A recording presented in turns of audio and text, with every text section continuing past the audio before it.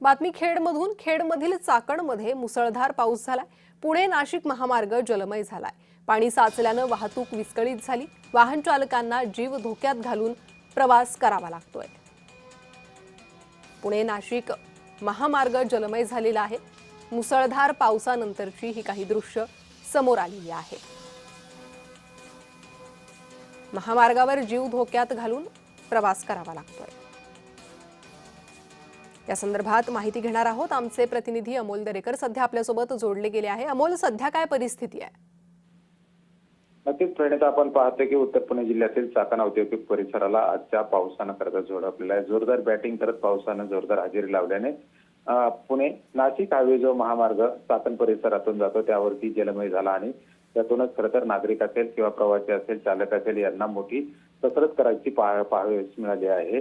परंतु नाशिक महामार्ग हा गेल्या अनेक दिवसांपासून वाहतूक कोंडीचा प्रश्नही नेहमीच राहिलेला आहे. परंतु या पावसानं मात्र सर्वांची तारांबळ उडाल्याचं पाहायला मिळालं आहे. प्रणिता, गेल्या 2 दिवसापासून उघडीत दिलेल्या पावसानं पुन्हा एकदा जोरदार बॅटिंग करत यावेळेस हजेरी लावल्याने पुणे शहरासह पुणे ग्रामीण भागातील अक्षरशः पावसानं झोडपलेला आहे. चाकण परिसरात तसं पाहिलं तर मोठ्या प्रमाणामध्ये वाहतूक कोंडी होत असते आणि या पावसानं मात्र या प्रवाशांची मोठ्या प्रमाणात वाहतूक कोंडी होताना पाहायला मिळाली आहे. त्यातच नागरिकांना जीव मुठीत धरून प्रवास करावा लागत आहे आणि अक्षरशः हा जो रस्ता आहे तो खरंतर जलमय झाल्याचं पाहायला मिळते. प्रणिता जी, अमोल, तुम्ही असेच जोडलेले रहा. आणखी एका महत्त्वाच्या बातमीचे तपशील तुमच्याकडून घ्यायचे.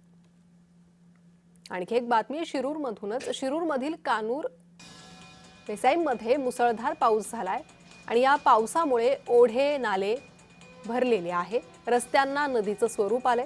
शेतकऱ्यांना मोठा दिलासा मिळालेला आहे. पुन्हा एकदा जाणार आहोत आमचे प्रतिनिधी अमोल दरेकर यांच्याकडे. अमोल, शेतकऱ्यांना दिलासा मिळालेला आहे, मात्र या मुसळधार पावसानंतर जलमय परिस्थिती एकूणच शिरूरमध्ये पाहायला मिळते.